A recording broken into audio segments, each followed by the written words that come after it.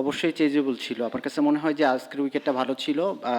মানে লাস্ট যে ম্যাচগুলো হয়েছে, আজকের উইকেটটা আমার কাছে মনে হয়েছে যে ব্যাটসম্যানদের জন্য ভালো ছিল, তো এই রান চেঞ্জেবল ছিল। হ্যাঁ, যেটা না, যেটা হয় যে আর্লিতে যখন উইকেট পড়ে যায় তো নর্মালি এটা একটা টিমের জন্য প্রেশারের ব্যাপার।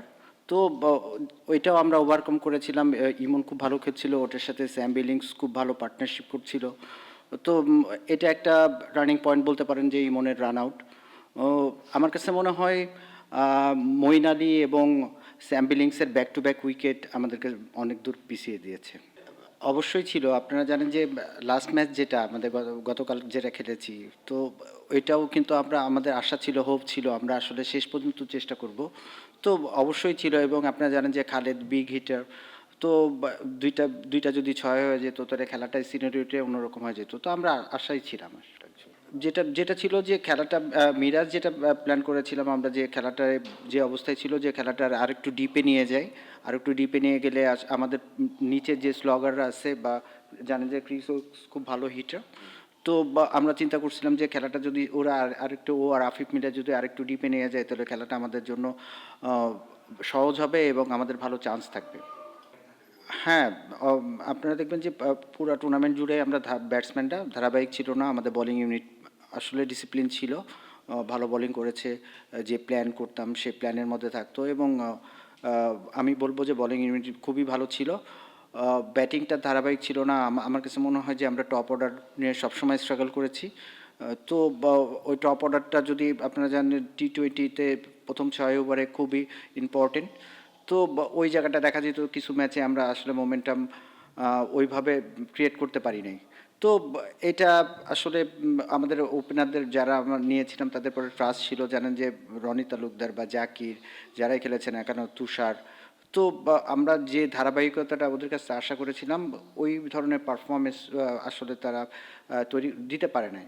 তো এটা আমাদের জন্য একটু মানে প্রত্যেকটা ম্যাচে আমাদের জন্য একটু চ্যালেঞ্জিং ছিল। কেন জানেন যে আর্লি উইকেট পড়ে গেলে আসলে রিবিল্ড করাটা প্রত্যেক ম্যাচে মিডল অর্ডারদের জন্য একটু ডিফিকাল্ট হয়ে যায়। তো এই জায়গাটা আমার কাছে মনে হয় যে আমরা একটু ব্যাকফুটে ছিলাম।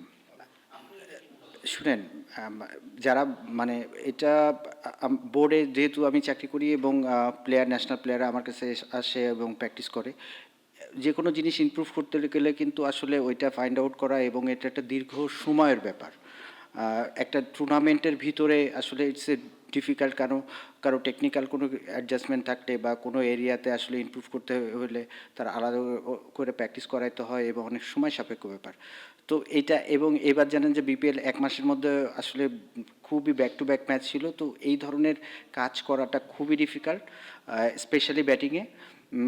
তো আসলে কথা হয়েছে কিছু জায়গা আমরা চিন্তা ভাবনাও করছি যে আসলে এরপর পরে যখন প্র্যাকটিসগুলো করব আমরা বোর্ডের আন্ডারে যেসব প্র্যাকটিসগুলো হবে সেই জায়গাতে আমরা আসলে কিভাবে প্র্যাকটিস করলে ও এই ফরম্যাটটা আরও ভালো খেলতে পারবে সেই বিষয়ে কথা হয়েছে। এখন পরবর্তীতে আমরা আসলে এই জায়গাগুলো কাজ করব। হ্যাঁ, অবশ্য যেটা, হ্যাঁ, আমাদের কাছে মনে হয়েছে যে যে ধরনের উইকেটে এর আগেরতে যে ব্যাটিং করছিল ওই জায়গাটা যে খেলছিল তুষার, আমার কাছে মনে হয়েছে যে উইকেটের যে বিহেভ করছে বা কন্ডিশনের যে অবস্থায় ওখানে বল মুভ করছে, সেখানে একটা প্রপার ওপেনার খেলালে আমার কাছে মনে হয়েছে যে সাকসেস হওয়ার সম্ভাবনা বেশি থাকবে। তো আসলে সব কিছুই অনুমান নির্ভর, সব চিন্তা করে আসলে করা হয়। ফেল করলে তো ফেল করলো, বা সাকসেস হলেও হইলো। তো এটা আসলে ওইভাবে চিন্তা করেই জাকিরের ইনক্লুশন। যেটা সত্যি কথা যে হচ্ছে যে মিরাজ লাস্ট ইয়ার যেভাবে পারফর্ম করেছে এই বছরটা আসলে সেইভাবে আসলে করে নাই। আহ, আমার কাছে মনে হয় যে স্টার্ট করাটা খুব ইম্পর্টেন্ট।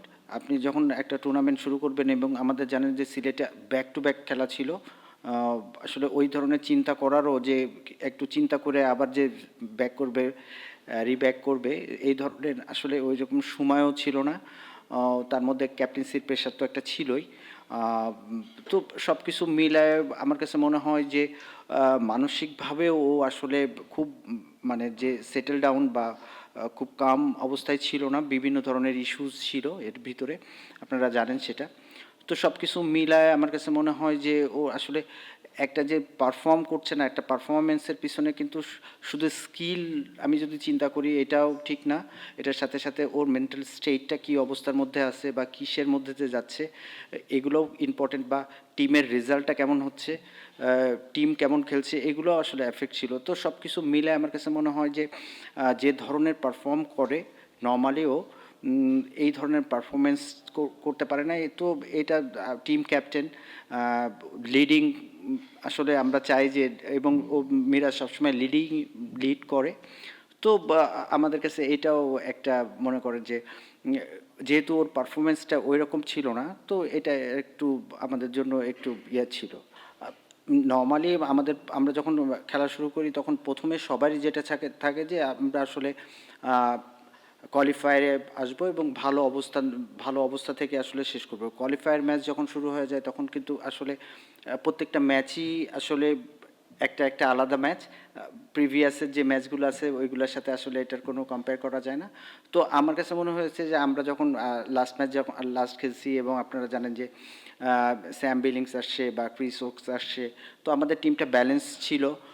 এবং ছেলেদের ওই ধরনের খেলা খেলা মানে যেটা বলবো যে ড্রেসিং রুমের পরিবেশও খুব ভালো ছিল এবং সবাই বিশ্বাস ছিল যে না আমাদের পক্ষে সম্ভব, ছেলেরা চেষ্টা করেছে। তো যেটা যেটা হয় যে মিরাজ কিন্তু অন্য দুইটা ফরম্যাটেও খেলে। ও যখন টেস্ট খেলে তখন এক ধরনের অ্যাপ্রোচ থাকে ব্যাটিংয়ে, এক ধরনের প্রিপারেশন নিতে হয়। ও যখন ওয়ানডে খেলে তখনও কিন্তু ইটস এ ডিফারেন্ট ফরম্যাট, তো খেলার অ্যাপ্রোচ ডিফারেন্ট একটা। এখন কিন্তু ইটস এ ডিফিকাল্ট যে একটা ছেলেকে তিনটা ফরম্যাটে একদম মনে করেন যে ওই ধরনের একইভাবে পারফর্ম করাটা খুব ডিফিকাল্ট। তো কেন তিনটা ফরম্যাটের খেলাটাই তিন রকম, মাইন্ডসেট বলেন, খেলার অ্যাপ্রোচ বলেন, বা শর্টসের রেঞ্জ বলেন, এগুলো সবই আলাদা আলাদা।